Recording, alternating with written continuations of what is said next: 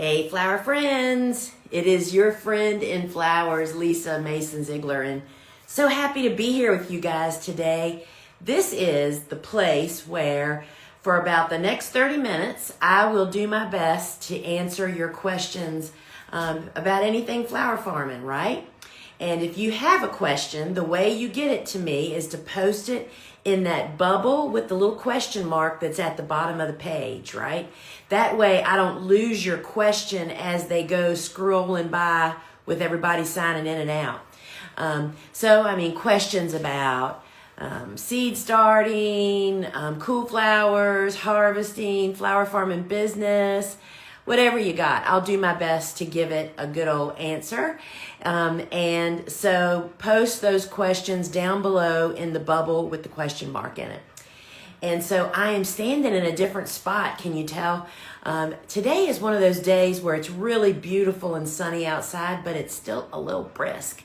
And I tend to not wear enough clothing when these kind of days happen. So I've been chilly all the day long. So I decided to come stand here in my grow room because I had decided I was going to show you my absolutely gorgeous eucalyptus. But also, guess what? Today, our first birthing of warm season tender annuals for the 2025 growing season have been born, y'all.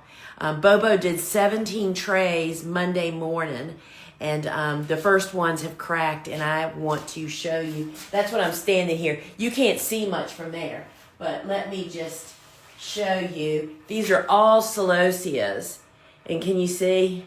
They're all sprouting.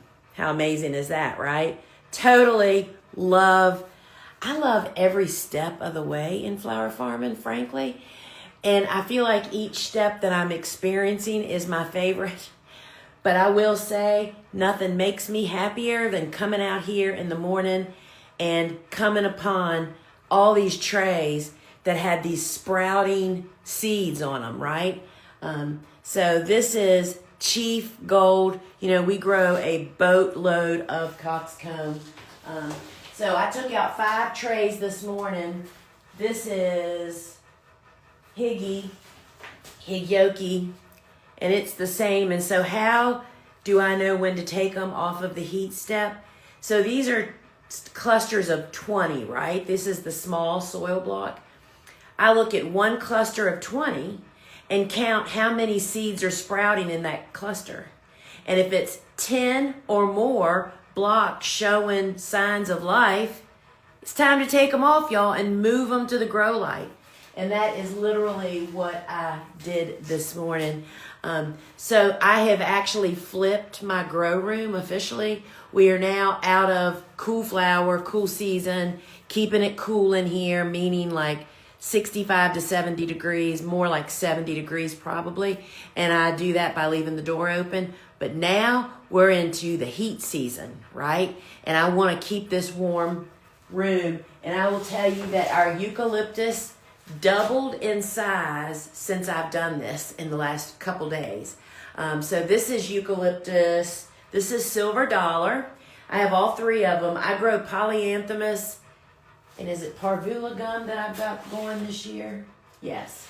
So all 3 of the seeds that the last I looked we had in stock, I have all 3 of them growing. And we started these in January. They're super slow growers. And I am so excited about planting these out. And this year we're making a conscious effort to plant them in a spot where I can winter them over for next year so that they don't get taken out because we need that space for something else. So I see we have a couple of questions down there. So just some reminders about stuff.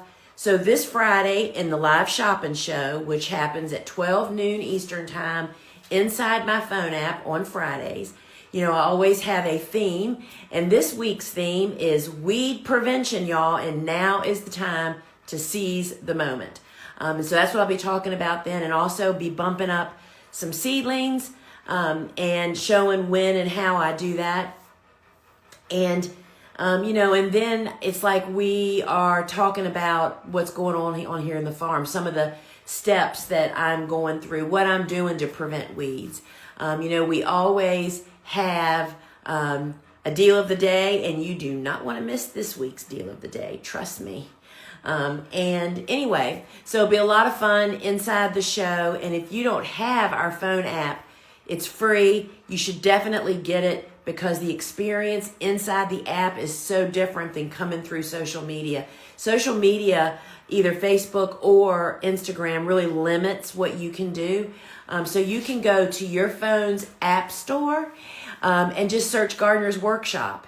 Or you can just comment app here, and it will DM you the actual link to go to your app store and get it. And so we have 2 phone apps. They're both free, and I highly recommend both of them because the Shop app, which is where I do the live show on Fridays, you can go back and watch replays. There are great videos on each and every product, on every seed. We're showing the flowers that came in from the field. So there's a lot of great reasons to do that. The other app is called our Learn app, and it's free also. And the reason you want to get that app, whether you are a member of my private flower farming club or you don't own any of my courses yet, there's a free course waiting for you inside that app. And it's about how to build that trellis tunnel like I have here on my farm. So that's waiting for you inside the Learn app, and it's totally free.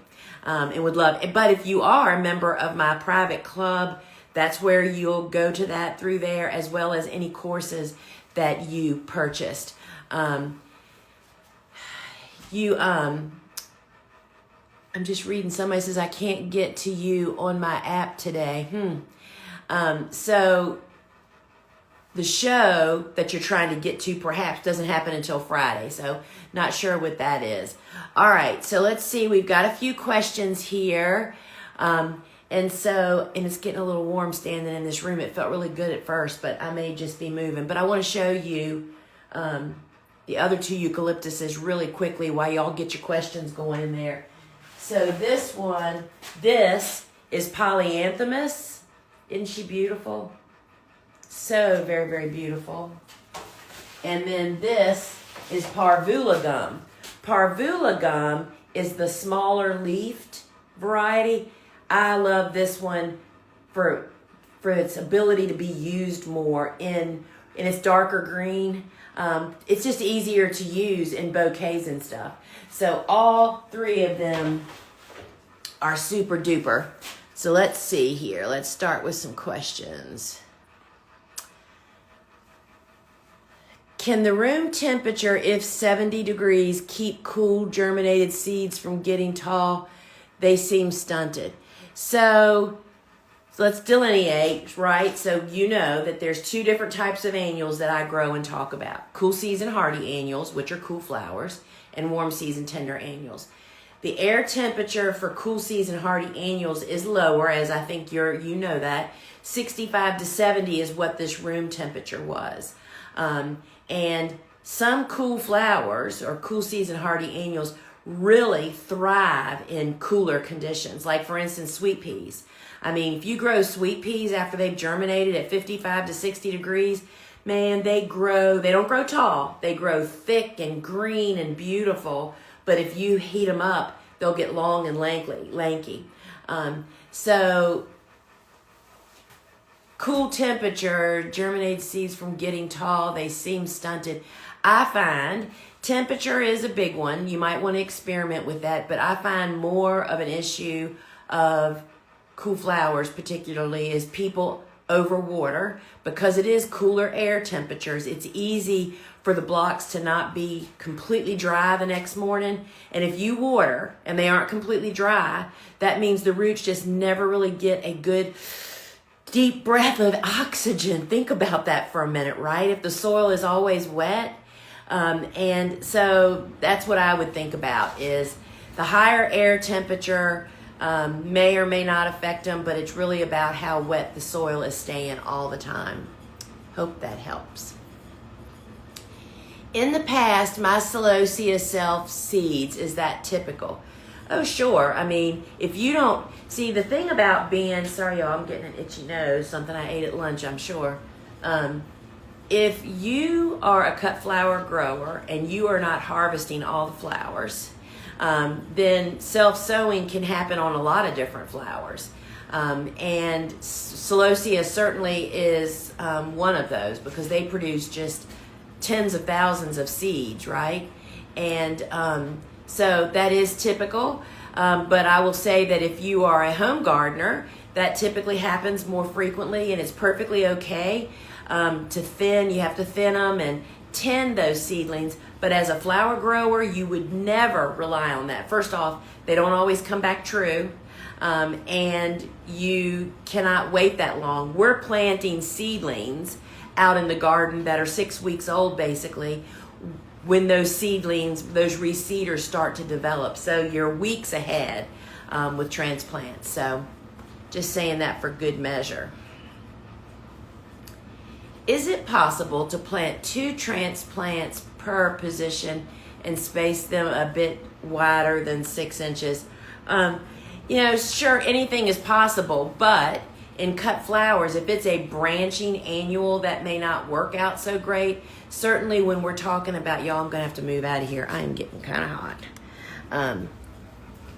Y'all are going to see the backside of all of we had some cabinetry work done in here on Monday, so things are kind of a mess, but I'll come over here to where the background is maybe not quite as chaotic.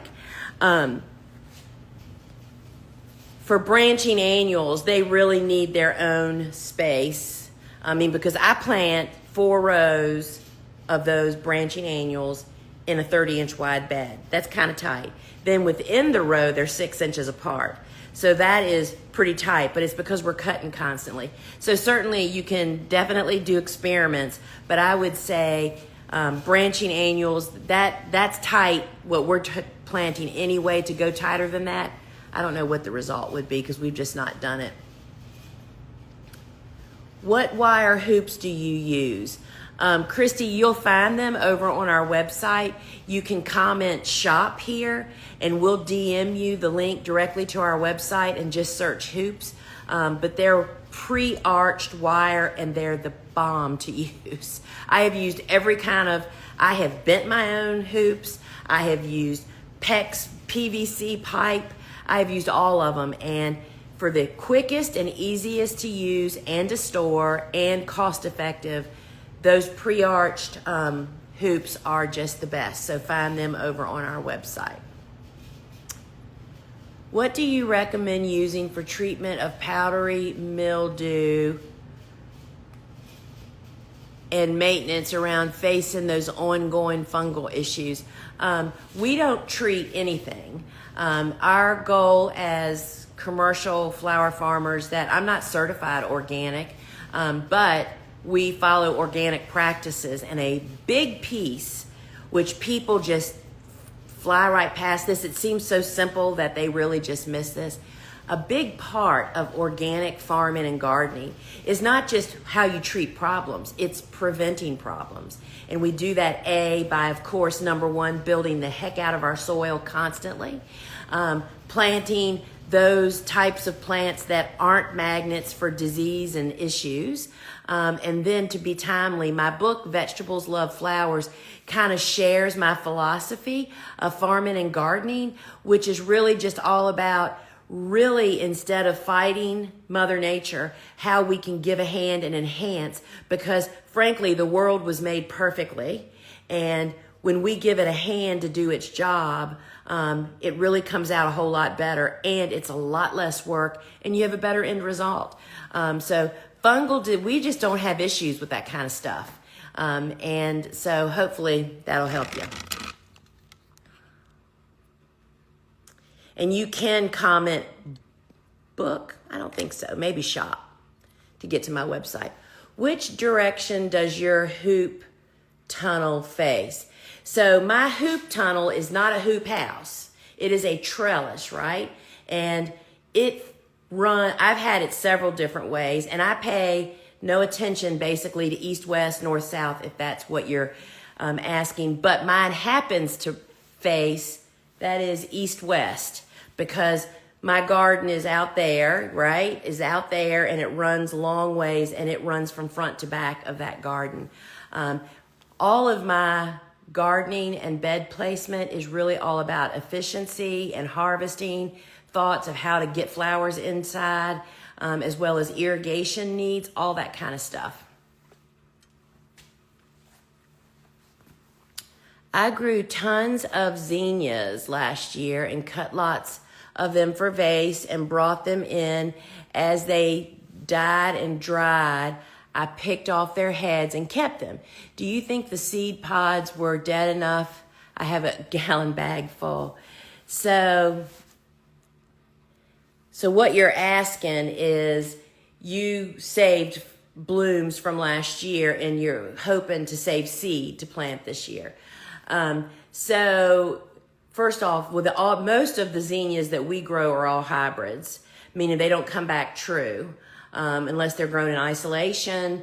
And just, it's a lot more involved than what people think. But even in addition to that, even if you didn't care how they came back, oftentimes they're not harvested at the proper stage and then stored properly, so they're not viable seeds. So saving seeds is a little bit more involved than what people tend to think they are. It's like a whole nother can of worms. It's like asking a plumber to do electrician's work. I mean, literally, it is just so different there. So we had seed custom grown for us for a couple of years. And working with a seed grower, it was an eye-opening experience as to all the steps to ensure not only that you have viable seeds, because, it's not that it was such a big deal for you to cut those heads off and save the bag for a year, but it's you starting those seeds this year and maybe not starting anything else and have them not germinate, and or they do germinate and they don't grow into what you wanted. And so part of that whole hybrid deal is it's not even just colors. I know that we have had Benary's Giants, which is the primary zinnia that we grow. We've had a couple reseed through the years, if we have a mild winter or something. And every single one that reseeds is always the light pink, the most least desirable color. And so whether that light pink is like the strongest dominant, I don't know about genetics, so I can't really talk about that. But it's like, if you want the other 13 colors, you got to buy a seed. So sure, you can try it, and I understand some people just love doing that. But if you're growing commercially, you need to buy fresh seed every year from a reputable source so that you know what you're getting in the end. Home gardeners, go for it. Experiment all you want, and mess around with it and investigate. There's all kinds of courses and videos on YouTube and all kinds of stuff about saving seed that can help you with that. But for me, our primary goal is to grow flowers and to not question. Like, for instance, if we started trays and trays and trays of saved seed thinking we were getting bright orange zinnias, my favorite color if you didn't notice, it would be a bummer to have them all come out pink, right? So that's the story on that. It seems like such an easy save, right? But it's not always as simple as it seems. When the plants suck up water correctly, they grow faster, right? So plants, whether it's soil blocks or even in containers, cell packs or little pots or whatever, when they go through a 24-hour cycle of life, the whole great process is they wake up in the morning when the light comes on, the grow light comes on here at 6 a.m. They're dry. I come in and I water them thoroughly. They dry out throughout the day. They're drying out. At night, they're dry, waiting for morning to come again, and the grow light is turned off. And that is their time to really get oxygen. And when you have soil or blocking mix that really absorbs the moisture and holds it long enough and allows the roots to move through them, yes, that makes, flowers grow, or any plant grow faster. But also a big part of growing faster and drying out is air temperature that they're growing into. Not a question. My first order just arrived. I'm so excited. I wanted to share. Looking forward to this week's live on the app. So this week's live on the app. So are you talking about the live shopping show? I'm so glad your order arrived. Thank you so much. We appreciate your business. And you know, we provide, our goal is really to provide just tons of helpful information to flower farmers and gardeners. And when the day comes that you need to purchase tools, seeds, supplies, my books, you want an online course to teach you how to do something, we appreciate it when you consider shopping with us, because all of the shopping is what pays for all this other stuff. And so I'll just take a nanosecond here. So we have a great team of people. We have 16 employees that work at the Gardener's Workshop. 2 of those are remote. The rest of them are here local. More than half of them work in the warehouse, filling orders, packaging products, taking care of when you call and have, you know, an issue with a missing order that didn't show up or anything like that, or getting into your courses.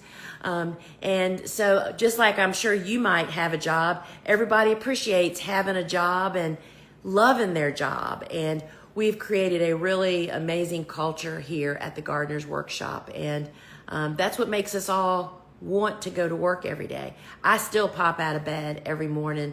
You know, yeah, some days are harder than others, but I still love the end result.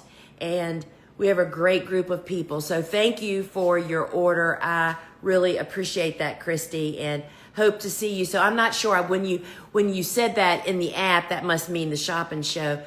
This week is my second special meetup with my basics students on Thursday night for people that are in my big school. And we had a ton of fun last week, and we are going to have even more fun this week. So anyway, I wasn't sure which one you were speaking of. Oop, I didn't hit the right button, y'all. Let's see what else we have. I really want to buy your products, but I live in Guatemala. Oh, Ian, I'm sitting Ginger. I am so sorry. You just don't, I did not know how involved it is to ship out of country. I mean, we don't even ship to Canada. You have to really be a big company, and we just aren't that grown up yet, y'all, to really be able to ship out of country, much less internationally. Even though Canada is at least on our same continent, it's all about all the security stuff and everything else. So we wished you could too. You know, it's just, yeah, that's a dream. We just don't know if it's ever going to come true though. When you purchase and compost, do you do anything to check that what you're getting is good quality and ready to plant in? So we buy typically from a couple of different sources, which we know are totally dependable. But to get to that stage, most places that sell bulk compost have tests. I mean, they're required to, you know, have a little certificate up on their wall and test every year or whatever it is. Oftentimes you can go to their website and get that kind of information. But if not, if you don't know anything about these people, you can say, hey, do y'all get your soil, your compost tested? You can go online. I don't know what the name of the tests are. There is like organizations that certify compost, right? You can figure out who that is and ask them, do you have that certification, or do you get tested, or, you know, just to get an idea. And so, yeah, that's how you would do that. And for me, you know, I do the hand and sniff test. So Stevie, my husband, often brings the compost to me. He takes a dump truck or a dump trailer to get it somewhere. So I'm not usually there. And when he brings it home, I mean, the first thing I do is plunge my hand into it and smell it. And it really should not have much of a smell. It shouldn't be stinky at all, but it should smell like dirt. And that is an indication that it's finished compost. Shouldn't have tons of chunks. It's going to have some chunks. Just like our seed starting mix has chunks. Our seed starting mixes are made out of compost. That's one of the components. And to make great compost, there's chunks involved, and that's why we sift those chunks out, right? The chunks are fine for a garden. They're fine for a big container, but they're not fine for little seed starting stuff, right? So ask about certification, and then sniff it, get it in your hand. What does it feel like? It should look like black, crumbly, just gorgeous soil. And then once you find a reliable source, it's like the places that there's actually 3 places that we've bought from around here. They're all Johnny on the spot, and I'm not sure it's required for them to sell compost, but I think it's kind of standard operating procedure, right? I planted corn cockle in the fall and it's fixing to bloom. However, the foliage is turning yellow. Do I need to fertilize? Leanne, that is really hard to determine without a soil test. I mean, nobody can determine. Did you soil test in the fall? And you know that your pH and nutrition is adequate or not? I don't think it would necessarily hurt to use a general. Once they start growing, which I know my agrostemma is probably 18 inches tall now, it wouldn't hurt to do a soil drench, just meaning mixing up organic liquid fertilizer according to directions and pouring it on the soil. But it can also mean too wet, poor drainage. Has it rained a lot? And it doesn't even necessarily have to rain a lot for cool flowers, cool season hardy annuals to suffer. Because guess what? Soil does not dry out in cool conditions like it does in the warm season. You can have crummy drainage and grow warm flowers all these years. You know what I mean? A warm season, classic summer, spring and summer garden, and never really figure out that you have a drainage issue. It's when you start planting in the fall and very early spring, when the soil doesn't dry out, that you figure out that you've got a drainage problem. And what that means is, not only does that not necessarily mean stand in water, it just means the soil holds water. And when soil holds water like that, disease is just ready. I mean, it's like the recipe. It's the invitation for disease. So I would say it can't hurt at this point to use an organic liquid fertilizer according to directions, which would be every week. And I wouldn't necessarily pour it on the plant. I would just soil drench. And if you didn't soil test, you need to do that and see where you are. Gardening and farming without a soil test is like doing it blindfolded. It is your report card, y'all. And this is the time that how well your soil drains for cool season hardy annuals is really becoming apparent. So could be that too. All right, y'all, let's see. Hi, Lisa. Do you crop rotate your flowers? It's always good to rotate, whether you're growing flowers, herbs, or vegetables, right? And so by virtue of the way that I succession plant, everything gets naturally rotated here. And so, yes, for sure. And particularly